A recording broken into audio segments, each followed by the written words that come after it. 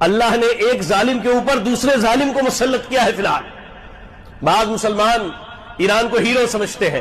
سنیے ایک تجزیہ سناتا ہوں, کسی کو ضرورت ہے تو مجھ سے لے کر کے جائے. جذبات سے کام نہیں چلتا شریعت میں, شریعت دلیل مانگتی ہے, شریعت دلیل مانگتی ہے. فلسطین کے اوپر اسرائیلیوں کا 75 سال سے قبضہ ہے.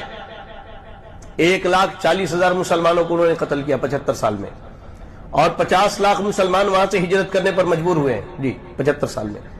ایران نے 15 سال کے اندر, غور سے سنیں, کسی کو ثبوت چاہیے تو آ کے مجھ سے لے کے جائے, 15 سال کے اندر شام میں, عراق میں, لبنان میں, جی بڑے بڑے اسلامی ممالک کے اندر, حیران ہو جائیں گے, 1.5 کروڑ مسلمانوں کو شہید کیا انہوں نے, سنیوں کو, صرف 15 سال کے اندر 1.5 کروڑ مسلمانوں کو شہید کیا. یہ ہے نا الحرج القتل, قتل کی قتل.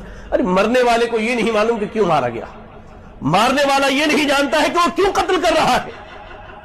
یہ فتنے نہیں تو اور کیا ہے, یہ فتنے نہیں تو اور کیا ہے. اور سنیے, صرف 1.5 کروڑ مسلمانوں کو قتل نہیں کیا ہے, کروڑوں کی تعداد میں مسلمان ان ممالک سے ہجرت کرنے پر مجبور ہو گئے ہیں. لوگوں کے اصل کیا ہے, انٹرنیٹ کی بیماری لگی ہوئی ہے. وہ مشہور ایک ہندوستانی رپورٹر کا ایک بڑا مشہور جملہ تھا کہ واٹس ایپ یونیورسٹی کی لوگوں کو عادت لگی ہوئی ہے. وہاں جو آیا جو چیز سب سبحان اللہ, عقل کے ہوش کے ناخن لو یار. اور یہ کوئی فلسطین کی حمایت اور غزہ کی حمایت میں جنگ نہیں ہے. اگر فلسطین اور غزہ کی حمایت میں جنگ ہوتی تو 1.5 سال سے یہ کہاں مرے ہوئے تھے.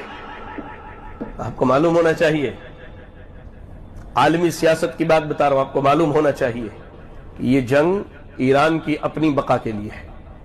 جب ان بدبخت یہودیوں نے ان کے بڑے بڑے افسران کو ایک رات میں اڑایا, تب ان کو بات سمجھ میں, انہوں نے اپنی حفاظت کے لیے یہ لڑائیاں شروع کی ہے.